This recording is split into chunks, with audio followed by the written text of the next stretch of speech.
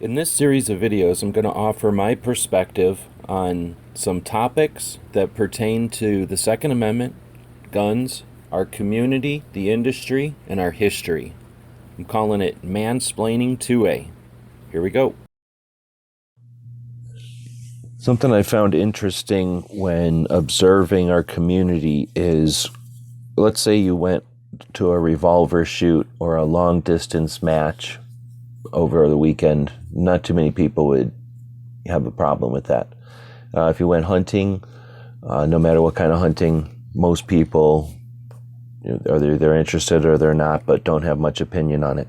If you go to a 2A rally, and what if you went to a 2A rally with a rifle on? All of a sudden, a lot of people have opinions on that. If you support the wrong folks or echo the wrong message, people will have issues with that within the community. And as I was thinking about that and writing some of this stuff down, I think one reason for that might be that there's not a real consensus in the firearms community about our rights, what gun rights are, what they encompass, and that kind of thing. And, or at least looking at it from the perspective of firearms ownership is the exercise of a right. And it's easy to say, but I don't think it's often, until recently, it hasn't been acknowledged in that technical way. And because of that, and we haven't had a consensus or an agreement on the perspective or point of view as a community. Not that we're ever going to, but I'm going to relate it to hunting, for example, or maybe the shooting sports.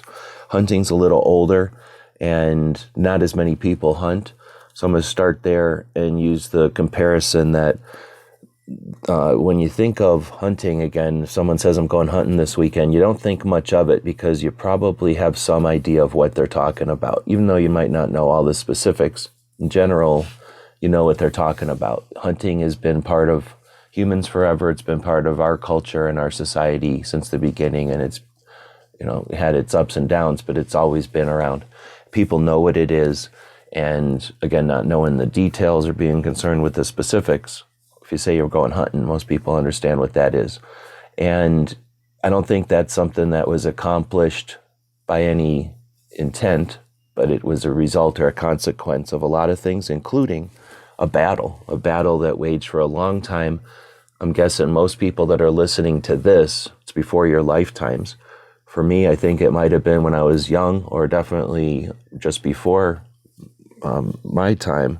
There were big fights in our society and our culture about hunting, whether or not it's okay to hunt, where you can hunt, access to land, wildlife management, the tools and the materials that you can use when hunting or that would be effective, not just environmentally, but also technically. As new materials are invented and applied to hunting, they're tested and found to work better, potentially, or at least tested to evaluated.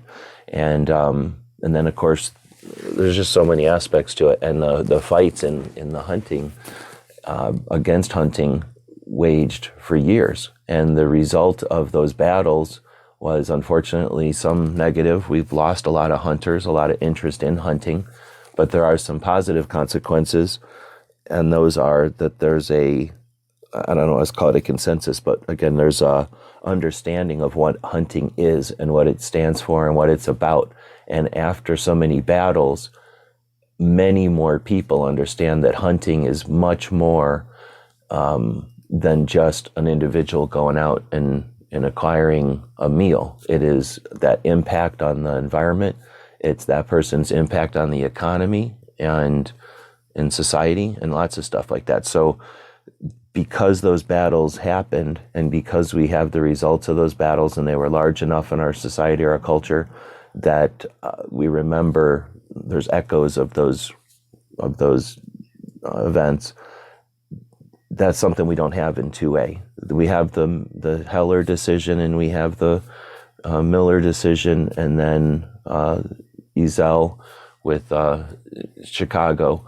But what we don't have is a household name or a household understanding. Most people don't understand that there's a right to own firearms and what that's for and how that applies in 2021. And I just think that's an interesting aspect that we will sometimes challenge each other if we have we don't agree on a perspective of firearms ownership or Second Amendment advocacy, I guess specifically. If someone goes to a rally or does something while wearing a firearm, that will cause controversy. And again, I don't think there's a right and wrong answer to any of this, but I think that there's a potential for more understanding and consensus.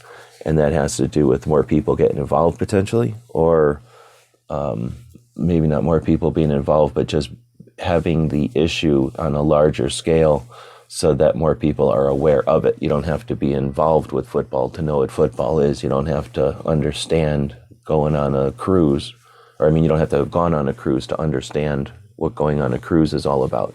And as firearms advocacy or Second Amendment advocacy and Second Amendment awareness can become more aware to the bigger audience, general public, I think we'd benefit and we'd have less tension and stress internally in our community when working towards those. And I might be just stating obvious here, but that's sort of what we're doing on Mansplaining 2A. So this was one of the longer ones. Let us know in the comments what you think of this particular topic, the series in general. And until next time, looking forward to your comments. Thanks for watching and listening. So let us know what you think. We'll be watching the comments wherever you find the video, over on gunstreamer.com or on guntube.org. Thank you for supporting our projects. If you'd like to buy us a cup of coffee, check out our Patreon channel. The guys and gals of gunwebsites.com encourages you to take a CCW class every year, practice at least once a month, and carry every day. Thank you for watching gunwebsites.com.